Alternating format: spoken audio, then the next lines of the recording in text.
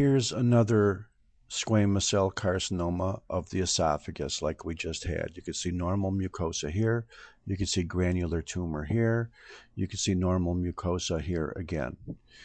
Here is a variety of tissues taken from that case. And I already know enough to tell you that you're going to have to hold your breath a little bit on this one and take some of this stuff on faith and rely on my experience. Here is probably a normal remnant of squamous mucosa. I'm sorry it's not stained great. Maybe it's a technical artifact. Maybe it's just because the poor fixation or staining, or maybe partly because the whole organ is so diseased. But you can see the basal layer of the squamous mucosa, and I think you could understand how it's kind of flattening up here at the top. If you follow this piece of tissue, you could see a considerably thickened muscular wall. You can see a lot of inflammation out here. But what you could mostly see in this case is that somewhere all throughout the submucosa here, a nest here, a nest here, here, here, here, here, and even beyond the muscular layer, you can see these irregular nests of cells which have all the features of infiltrating squamous cell carcinoma. Once again, it's not the best stain in the world. I wouldn't want you to believe something that you couldn't see with your own eyes, but you know it's all this stuff out here and all this stuff out here. And it certainly doesn't form glands. You could also see it here within the muscle. You could also see it here. Well, this is esophagus, even though we may not have seen the origin. Oh, and look at this. It looks like it's surrounding a little nerve, perhaps, out here in the submucosa as well. All of this bluer stuff is cancer.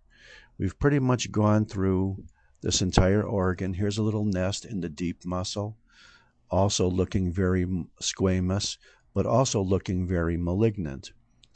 Okay, this was the esophagus. Here's a lot of tumor out here.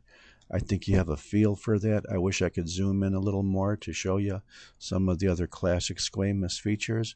But now we're going to move over to another piece of tissue that's different. And I think I could convince you quickly that this is probably a liver, because you could see some cords out here. You could see some fat. But what you also see in this liver now is the beginning of a metastasis. This is liver tissue up here, and this is all tumor tissue down here. And it looks exactly like that tumor tissue we saw in the esophagus. This is metastatic squamous cell carcinoma to the liver.